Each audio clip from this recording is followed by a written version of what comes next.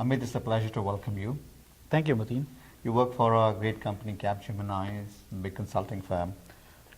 Consulting firms have to be constantly on the edge of innovation. Yes. Because you are addressing the pain points of big enterprise customers and other big companies. Since we talked about AI, I want to learn from you, beyond the buzzword that is AI, how do we actually take AI and implement it across platforms, since you are a company which works on different platforms, addressing different industries and verticals? Sure. So, as you know, AI is pervasive. So you can apply AI in a variety of use cases. And we work with almost hundreds of companies, help them apply AI in a variety of use cases across the industries.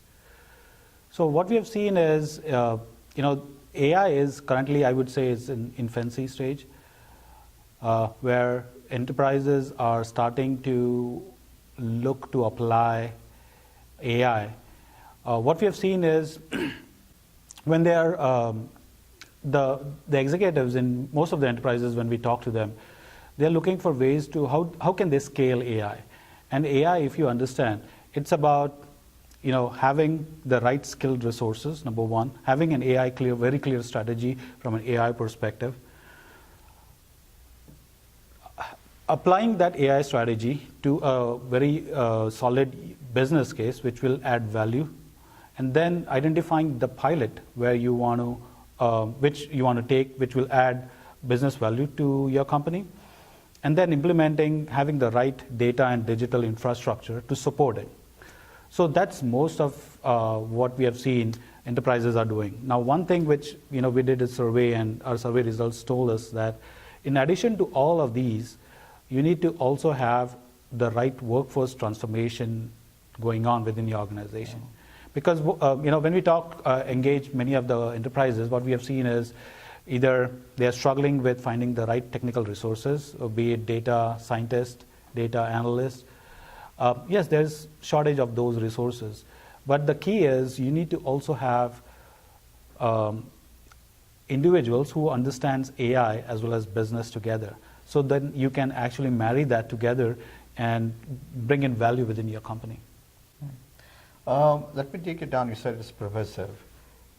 Take it down to the consulting level. Mm-hmm. Training is an interesting part Absolutely. of your company and companies like yours. How do then the training comes down? Because since it's, like you said, it's an infancy stage, mm-hmm. The training methodologies have to be different, but still be at the cutting edge. Right. So in our survey, what we found out, Mateen, was training is important. You need to, the outperformers who are in the later phases of the AI journey, who have passed through the pilot phases and are actually implementing applications, AI applications, which can be scaled across enterprises, what they have learned is they're taking a very holistic approach. They're looking at the way the market is shifting, and then they're looking at their organization saying, okay, in order to do AI projects, you need a set of individuals such as data scientists, data analysts, data wrangler, hackers together. But then another individual, as I just talked, which is the individuals who understand business and AI. You need to marry this together in order to be able to get value.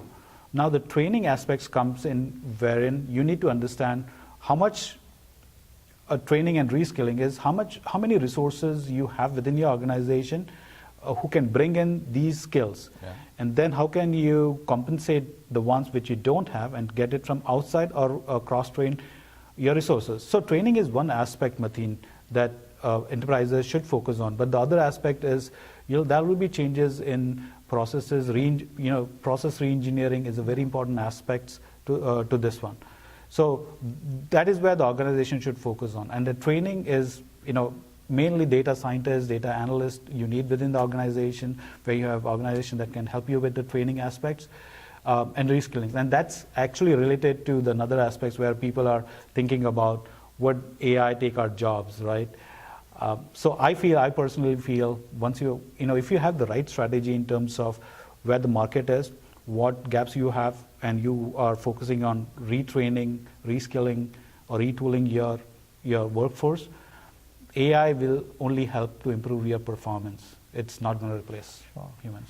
You mentioned process engineering. Process in big companies is an advantage and a big pain point for its users. True. That's why people prefer agile environments where Mhm. you can tweak and change things on the go. So it has merits and demerits. What is your take, and why are big companies always so hung up on process engineering? Or is it a requirement? So I think it's a decade-long question, right? Each and every company has a way of working. And when you start with a smaller startup companies, they work in a different way. I've worked with a startup company, I've worked with a larger companies. When you are in a startup company, there are processes, but you being in a startup company, you wear multiple hats. But being in a larger company, you may be doing a certain, you may be responsible for a certain area within your organizations.